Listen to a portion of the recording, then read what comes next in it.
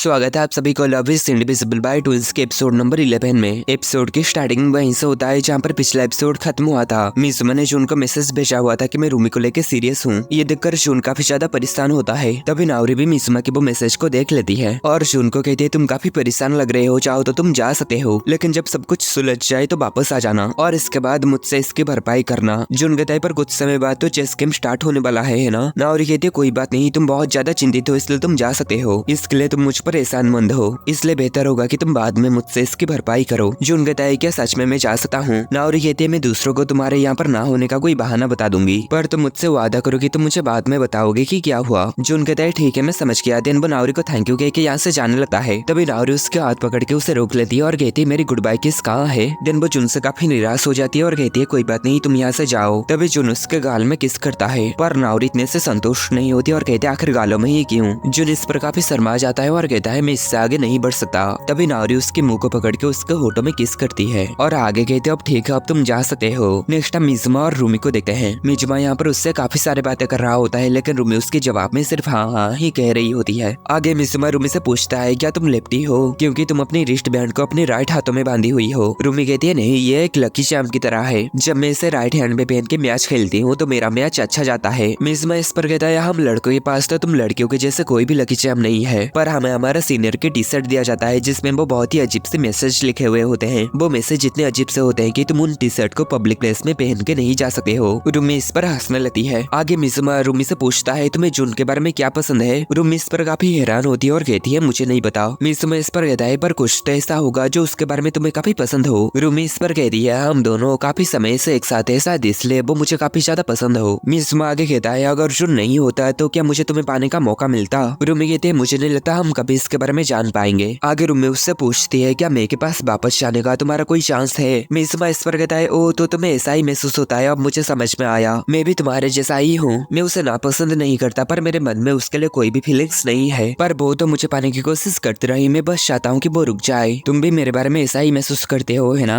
Then हम देखते हैं रितो और नाओरी चेस खेलने के लिए रेडी होते हैं। देन वो दोनों मैच स्टार्ट कर देते हैं। रितो नाओरी को चेस इतने अच्छे से खेलते हुए देखकर कहता है तुम्हें तो चेस बहुत ही अच्छे से आता है, क्या उस लड़के ने तुम्हें चेस खेलना सिखाया। नाओरी कहती है हाँ उसे चेस बहुत पसंद है। रितो कहता है शायद बोर में हम दोनों शायद एक ही जैसे हैं। नाओरी कहती है हाँ मुझे भी ऐसा ही लगता है और उसे साइंटिफिक चीजों में भी बहुत ही इंटरेस्ट है, जैसे कि तुम्हें साइंटिफिक चीजों में इंटरेस्ट है, तुम उस दिन एक साइंटिफिक बुक पढ़ रहे थे है ना। रितो कहता है मैं समझ गया, लगता है मैं चेस खेलने के लिए सही पर्सन को चुना हूँ। आगे नाओरी मेफिस्टोफेलिस नाम की कोई चाल चलती है। रितो इस पर हंसने लगता है और कहता है तुम तो इसे खेलने में मेरी उम्मीद से काफी ज्यादा अच्छे हो। देन वो दोनों चेस की किसी चाल के बारे में बात करने लगते हैं और नाओरी इस चाल को काफी अच्छे से समझ गई थी। रितो नाओरी को कहता है मैं काफी हैरान हूँ कि तुम इस चाल को काफी आसानी से समझ गए। नाओरी कहती है मेरे सारे दोस्त भी मेरे जैसे ही हैं। रितो कहता है क्या तुम मजाक कर रहे हो। नाओरी कहती नहीं ये सच है। रितो कहता है ठीक है बहुत बढ़िया, मैं तुम्हें क्लब रूम दे दूंगा। इस पर सीना काफी खुश हो जाती है और नाओरी से चिपक जाती है और कहती है मैं जानती थी कि न्याओ न्याओ जून से बेहतर कर सकती है। रितो कहता है अगर तुम्हें कोई दिक्कत ना हो तो क्या हम हमारा गेम जारी रख सकते हैं, मैं क्लब रूम की प्रॉब्लम का परवाह किए बिना खेलना चाहता हूँ। देन नाओरी आगे खेलना शुरू कर देती है। नेक्स्ट हम जून को देखते हैं, वो रूमी को ढूंढने के लिए यहाँ पर आ चुका था। तभी उसके पास नाओरी की मैसेज आती है कि गेम अभी भी जारी है, लेकिन वो क्लब रूम देने के लिए मान गया है। जून ये पढ़कर कहता है आखिर इसका क्या मतलब है। देन जून उसी पार्क में आ जाता है जहाँ पर मिजुमा और रूमी आए थे। देन वो काफी ज्यादा भागते हुए रूमी को ढूंढने लगता है और आखिरकार रूमी उसे मिल ही जाती है। देन जून भागते हुए इन दोनों के पास आ जाता है और वो काफी ज्यादा हाँफ रहा होता है। रूमी उसे देखकर कहती है आखिर तुम यहाँ पर क्या कर रहे हो। मिजुमा जून से कहता है तो तुम यहाँ पर आ ही गए। जून कहता है तुमने मुझे जो मैसेज भेजा था उसे देखकर मैं यहाँ पर कैसे ना आता। मिजुमा कहता है मैंने तो बस तुम्हें ये बताया कि मैं कैसा महसूस कर रहा था, और क्या तुम मुझे यहाँ पर ये बताने के लिए आए हो कि मैं तुम्हारी लड़की को ना ले जाऊँ। जून उससे कहता है तुमने मुझे जो मैसेज भेजा है उससे ये पता चलता है तुम्हें मुझसे कुछ कहना है ना। तभी रूमी उन दोनों से कहती है अगर तुम दोनों किस बारे में बात कर रहे हो मुझे भी बताओ। तभी जून उससे कहता है एक मिनट रुक जाओ रूमी, मुझे सिर्फ इसके बारे में मिजुमा से बात करना है। तभी मिजुमा कहता है इसमें रूमी भी शामिल है, तुम्हें उसे बताना चाहिए। देन जून रूमी से कहता है मुझे तुमसे कुछ कहना है, और आगे कहता है मेरी गलती है कि मैं चीजें क्लियर नहीं कर पाया और मैं बाकी सभी चीजों के लिए तुमसे माफी मांगता हूँ। मेरे लिए बहुत बड़ी बात है कि तुमने मुझे पसंद किया और मेरे साथ बाहर घूमने के लिए कहा। हालांकि आखिर में हमारा ब्रेकअप हो गया,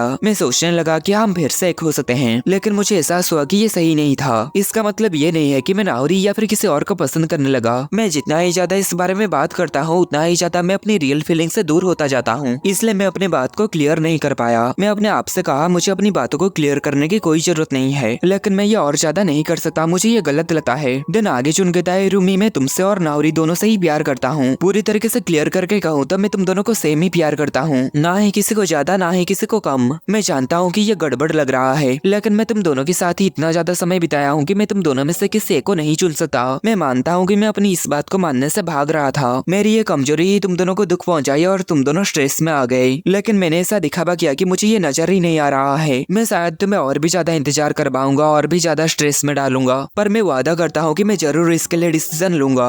अगर तुम मेरी कमजोरी को एक्सेप्ट करने और अनदेखा करने के लिए तैयार हो तो क्या प्लीज तुम मुझे इससे उभरने के लिए समय दे सकती हो। रूमी कहते मुझे तुम्हारी इस बात को सुनकर खुशी हुई लेकिन दुख भी हुआ। दिनबो आगे कहते ठीक है मैं समझ गई, मैं इंतजार करूंगी। तभी मिजुमा जुन से कहता है क्या तुम इसे टाल नहीं रहे हो, तुमने अभी तक कोई भी डिसीजन नहीं लिए हो और मैं इसे एक्सेप्ट नहीं कर सकता क्योंकि मैं वो पर्सन हूँ जिसने रूमी को डेट पर चलने के लिए कहा था। मेरा इंतजार करो ये कहना तुम्हारे लिए आसान होगा। आखिर तुम्हें क्या लगता है कि तुम कौन हो। तभी रूमी कहती है लेकिन मुझे ये जानकर खुशी हुई कि जून इसे सीरियसली ले रहा है। मिजुमा कहता है तुम उसे बिगाड़ती रहती है इसलिए उसका सिर इतना बड़ा है। तभी जून और रूमी एक साथ कहते हैं। रूमी कहते मैं उसे नहीं बिगाड़ती हूँ और जून कहता है मेरा सिर बड़ा नहीं है और आगे कहता है बिना सोचे समझे चुनना इंसल्ट होगा। तभी मिजुमा जून से कहता है मैं होता तो रूमी को चुनता, तुम बहुत ही ज्यादा लालची हो रहे हो यार, किसी एक को चुनो, सब कुछ अपने लिए हड़पने की कोशिश छोड़ दो। दिन वो रूमी से कहता है आखिर तुम्हें इस आदमी में क्या दिखा है, क्या तुम्हें इस बात की भरोसा है कि जब तुम्हें इसकी जरूरत होगी वो तुम्हारे लिए मौजूद रहेगा। रूमी कहती है हाँ नाओरी ने भी कुछ ऐसा ही कहा था, पर जुन हमेशा से ही हम दोनों को पहले पोजीशन में रखा है। जब कभी मैं नाओरी से लड़ती या फिर मेरी मॉम मुझ पर चिल्लाती थी और जब कभी मैं निराश होती वो मुझे रोने के लिए अपना कंधा दे देता। मुझे लगता है कुछ भी हो जाए लेकिन वो हमेशा के लिए मेरे साथ मौजूद रहेगा। दिन वो जून से कह दिया है ना। जून कहता है हाँ। आगे जून और मिजुमा फिर से एक दूसरे से बहस करने लगते हैं। तभी रूमी उन दोनों को साथ करती है और जून से पूछती है आखिर तुम यहाँ पर क्यों आए थे। जून इस पर शर्मा जाता है। रूमी आगे कहती है और तुम्हें कैसे पता चला कि हम दोनों यहाँ पर हैं। जून कहता है असल में मुझे नाओरी ने कहा कि तुम दोनों यहाँ पर हो सकते हो, लेकिन अब लगता है कि मुझे यहाँ से जाना चाहिए। तभी मिजुमा जून से कहता है रुको मुझे यहाँ से जाना चाहिए, तुम रूमी को लेकर घर जाओ। जून कहता है पर। मिजुमा कहता है कोई पर नहीं, एक बार मुझे अपने जगह पर रखकर देखो। जून कहता है ठीक है मैं समझ गया। दिन मिजुमा यहाँ से चला जाता है। नेक्स्ट टाइम देखते हैं रितो यहाँ पर हार मान जाता है। इस पर नाओरी काफी अजीब तरीके से हंसती है। रितो कहता है अगर तुम्हें कोई दिक्कत नहीं है तो क्या हम साथ में फिर से खेल सकते हैं। नाओरी कहती है हाँ ठीक है अगली बार मैं इसके बारे में सोचूंगी। दिन वो यहाँ से चली जाती है और सीना भी उसके पीछे पीछे आती है। नेक्स्ट हम देखते हैं वो दोनों वॉशरूम में आ चुके थे और हमें यहाँ पर पता चलता है नाओरी सीना और इरिस के साथ मिलकर कोई प्लान बनाई हुई है और नाओरी अपने मॉम डैड से कह के आई हुई थी कि वो आज रात सीना के घर में ही रहेगी। सीना यहाँ पर कहती है मुझे ये सब करने से रूमी के लिए बुरा लग रहा है। नाओरी कहती है मैं अभी रूमी को जून दे रहा हूँ, वो दोनों अभी भी एक साथ हैं, तो ये करने से सब कुछ बराबर हो जाएगा। अब मेरे पास पीछे हटने का कोई भी रीजन नहीं है। नेक्स्ट हम देखते हैं रूमी और जून यहाँ पर जूस पी रहे होते हैं और आपस में काफी सारे बातें कर रहे होते हैं। नेक्स्ट रूमी जब घर आती है उसे अपने मॉम से पता चलती है नाओरी आज रात घर नहीं आने वाली है। नाओरी रिरिस सीना के घर में ही रुकने वाले हैं। रूमी इस पर कहती है मुझे ये बात पहले बताना चाहिए था ना, मैं इतने सारा मीट खरीद कर ला चुका हूँ, इसका क्या होगा। इस पर उसके मॉम कहती है जून भी डिनर पर आने वाला है इसलिए ज्यादा मीट वेस्ट नहीं होगा। नेक्स्ट जब रूमी नाओरी से मैसेज में पूछती है कि आज रात डिनर में जून आने वाला है तो इस पर नाओरी कहते हैं मुझे पता है मैं आज रात घर नहीं आ सकती। नेक्स्ट रूमी यहाँ पर नहाते हुए इसी बारे में ही सोच रही होती है कि आखिर नाओरी की क्या प्लान है, क्या वो जून को पाने से हार मान रही है। नहीं मुझे नहीं लगता ऐसा है। नेक्स्ट हम देखते हैं जून यहाँ पर डिनर करने के लिए आ चुका था और वो ये जानकर काफी हैरान होता है कि नाओरी आज रात घर नहीं आएगी। जून कहता है मुझे उससे काफी सारे बातें करनी थी। रूमी जून से कहती है क्या तुम उसे आज के बारे में बताने वाले थे।